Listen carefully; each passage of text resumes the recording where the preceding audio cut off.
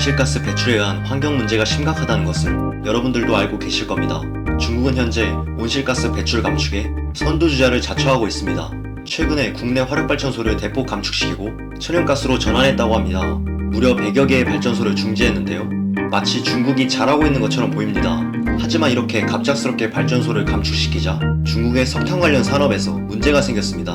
바로 잉여 인력이 엄청나게 발생한 것입니다. 이를 해결하기 위해 중국은 석탄 발전소 수출을 장려하였습니다. 중국은 자국 내의 발전소를 감축시킴으로써 파리 기후변화협정의 온실가스 감축 목표에 잘 접근하고 있는 것은 사실입니다.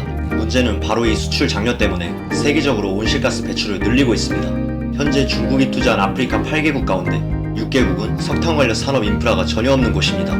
이 국가들은 어떠한 이득도 얻지 못한 채 중국에 의해 온실가스 배출이 늘어나게 되는 것입니다. 심지어 이러한 발전소를 설치한 것은 중국인데 세계로부터 온실가스 배출을 감축시키라는 압박은 중국이 아닌 이 나라들의 책임이 될 것입니다. 특히 케냐는 파리 기후변화협정에 따라 2030년까지 온실가스 배출을 30% 감축하기로 했는데 중국에 의해 화력발전소가 들어설 경우 이산화탄소 배출이 무려 700%나 증가한다고 합니다. 그나마 다행인 점은 화력발전소가 건설될 경우 케냐의 전력 생산은 어느 정도 늘어난다는 점입니다. 하지만 석탄 사용에 따른 환경오염은 물론 석탄을 계속 수입해야 합니다. 또한 화력발전소가 들어서는 케냐의 라무 지역은 유네스코 세계문화유산 지역이기도 하기 때문에 논란이 되고 있습니다. 케냐 정부는 자국을 산업단지로 육성하기 위해 대규모 프로젝트를 추진해왔으나 자금 부족으로 번번이 실패하였습니다. 중국은 이 틈을 노려 자금을 지원해 주었고 이 지원에 화력발전소 건설을 포함시킨 것입니다. 덕분에 케냐 정부는 프로젝트를 추진 중이지만 케냐 현지인들의 반발이 심하다고 합니다. 미중 무역전쟁 와중에 중국 정부는 삼성과 SK 하이닉스 등 한국 기업들을 포함한 여러 글로벌 업체들을 불러 면담했다는 사실이 밝혀지면서 논란이 일어나고 있습니다.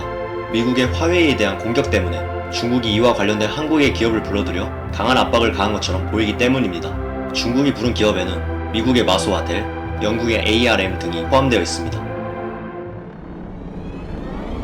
지난달 중국 측에서는 자국 기업인 화웨이에 공급 중단 조치를 하거나 자국 기업의 권익을 침해하는 외국 기업은 신뢰할 수 없는 실체 명단에 올리겠다고 언급한 적이 있습니다. 한국의 기업이 미국 정부의 요구를 받아들여 화웨이의 부품 공급을 중단한다면 이 블랙리스트에 올라가 제재를 받을 수도 있다는 것입니다. 이러한 상황 속에서 한 업계 관계자는 중국의 이러한 블랙리스트 제도와 화웨이 관련 외국 기업들을 면담했다는 사실은 중국의 편을 들라는 압박으로 해석될 수 있으며 미중 양자가 해결해야 할 문제를 제3자에게 떠넘기는 행위라고 언급했습니다.